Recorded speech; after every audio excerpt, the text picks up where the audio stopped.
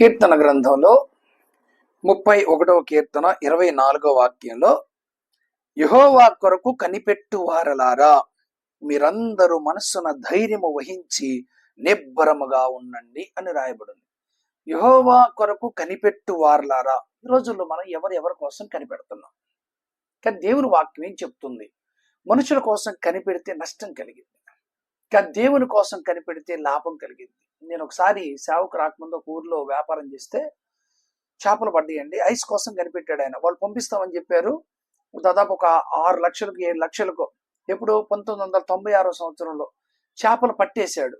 Ice రావాలి, ice రాకపోతే తనకు ఐస్ కోసం ఎదురెదురు చూస్తా ఉన్నాడు, కనిపెడతా ఉన్నాడు. ఎప్పుడు వచ్చింది 6 లారీల చేపలండి, 6 లారీల చేపలు.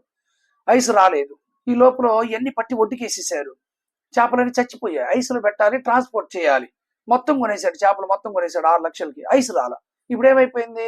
చేపలు మొత్తం చచ్చిపోయాయి. ఆ తర్వాత చూడండి, ఆయన ఆలోచన చేసి అప్పులకి లాస్ట్కి నర్వస్ వచ్చేసి ఆరోగ్యం బాగులేక హాస్పిటల్కి వెళ్ళి చివరికి ఊగి లాస్ట్కి చనిపోయాడు.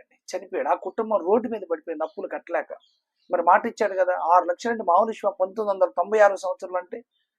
కనుక ఎవరి కోసం నువ్వు ఎదురు చూసిన నష్టం కలగొచ్చేమో కానీ యెహోవా కొరకు ఎదురు చూచే వారికి ఏ విషయంలో కూడా నష్టం కలగదు. ఇక్కడ చెప్పిన మాట, యెహోవా కొరకు కనిపెట్టు వారలారా లేదా ఎదురు చూచు వారలారా మీరందరూ మనసులో ధైర్యం వహించి నిబ్బరంగా మనసులో ధైర్యంగా ఉండండి. దేవుని కోసం ఎదురు చూసేవాడు ఏ వ్యక్తి కూడా నష్టపడడు. ఎందుకంటే నీ దేవుడు మహా గొప్ప దేవుడు. కనుక ఆయన కోసం ఎదురు చూసేవాడు మీ మనసులో ధైర్యంగా ఉండండి. నా దేవుడు చేస్తాడని నమ్మండి, మనసులో ధైర్యంగా ఉండండి. ఏ చీకటిని నేను చేయదు, ఏ రోగుని నేను చేయదు, ఏ సమస్యని నేను చేయదు, నీకు ఏది నష్టం చేయదు. కారణం ఏంటి తెలుసా? నువ్వు ఆయన కోసం ఎదురు చూచుచున్నావు, ఆయన కోసం నువ్వు కనిపెట్టుచున్నావు గనక ఏది నీకెంత మాత్రం హాని చేయదండి.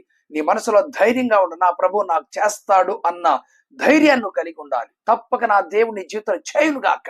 దేనికోసం ఎదురు చూస్తున్నావో, దేనికోసం కనిపెడుతున్నావో అది ఉద్యోగమైన ఏదైనా జరుగును గాక. సేవకునిగా దీవిస్తున్నా. అంత మాత్రమే కాదు ప్రియ దేవుని బిడ్డలారా, అక్కడ రాయబడి ఉంది, చూసి నిబ్బరంగా ఉండండి. నా దేవుడు చేస్తాడు, నిబ్బరంగా ఉండండి. ఏదో ఒక దినాన్ని నీ జీవితంలో నా ప్రభు చేస్తాడు.